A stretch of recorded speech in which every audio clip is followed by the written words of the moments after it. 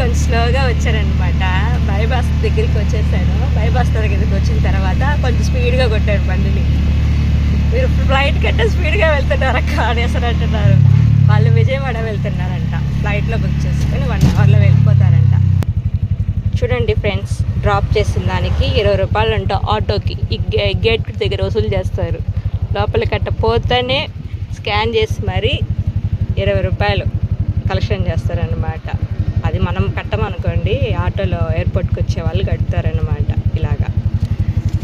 మళ్ళీ నెక్స్ట్ ఎయిర్పోర్ట్లోకి దీనికి వెళ్తున్నారు.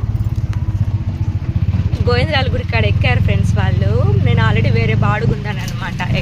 అక్కడ గోవిందరాల గుడి కాడ ఒక లేడీని తీసుకెళ్ళి పద్మావతి టెంపుల్ దగ్గర దింపడానికి అక్కడ వెయిట్ చేస్తూ ఉన్నాను. వాళ్ళు అది ఎయిర్పోర్ట్కి వెళ్ళాలి అనేసి అన్నారు. కొంచెం లేట్ అవుతుంది, వెళ్ళేదైతే వెళ్తాననే కలికి పర్లేదని చెప్పి వెయిట్ చేసి మరీ నా కోసం ఒక 50-20 మినిట్స్ వెయిట్ చేసి మరీ ఆటో ఎక్కారనమాట. అంతసేపు వెయిట్ చేసి మరి చాలా హ్యాపీ అనిపించింది. వాళ్ళకి 5 గంట ఫ్లైట్. వాళ్ళతో కొంచెం పోయి కూడా ఏం చేస్తామనేసి అని నేను వెయిట్ చేసి మరీ నా ఆటో ఎక్కాను.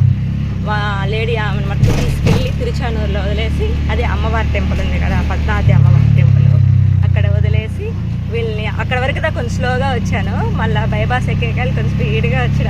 ఏం హ్యాపీగా ఫీల్ అవుతుంటారు. మీరు ఇంత స్పీడ్గా ఇంతలో ఫ్లైట్లో వెళ్తారు అనుకుంటే అమ్మవారి దర్శనం చేసుకుని వచ్చి ఉంటాం కదా అక్క అనేసి అంటారు.